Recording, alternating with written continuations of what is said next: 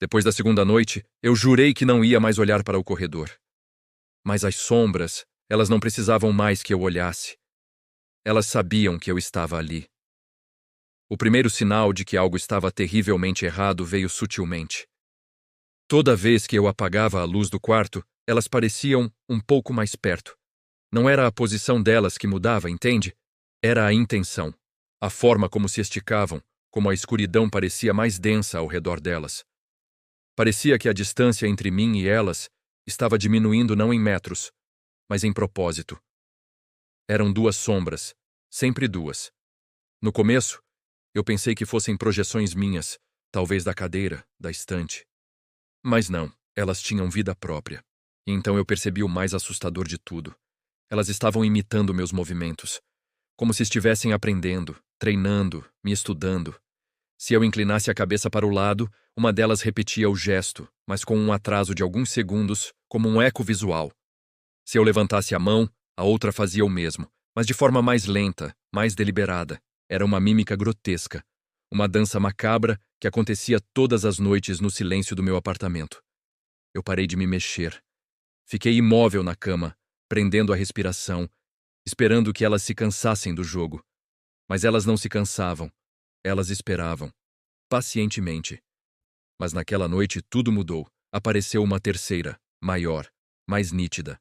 E diferente das outras duas, que eram apenas silhuetas distorcidas, esta tinha uma forma mais definida.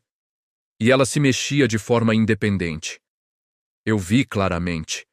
Ela mexeu a cabeça, virando-a lentamente na minha direção, como se estivesse me inspecionando. Meu coração parou, o ar ficou gelado. As outras duas sombras pararam de me imitar e ficaram imóveis, como guardas ao lado da terceira. Eu congelei. E aí eu ouvi uma voz tão baixa, tão grave, que parecia vibrar dentro do meu próprio crânio, não vinda de fora. Era um sussurro que ecoava nos meus ossos. E a voz disse: "Eu vejo você." O terror me paralisou. Eu não conseguia gritar, não conseguia me mover. E então o sussurro veio de novo, mais claro, mais perto. E ela disse o meu nome.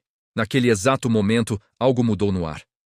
Uma pressão, uma vibração, como se o ar estivesse se tornando sólido.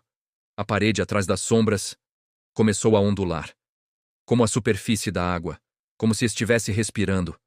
Foi aí que eu entendi. A verdade me atingiu como um soco. Elas não eram sombras projetadas por alguma coisa. Elas não eram um reflexo meu. Elas estavam tentando atravessar. A parede não era uma parede. Era uma membrana. Uma barreira fina entre o meu mundo e o delas.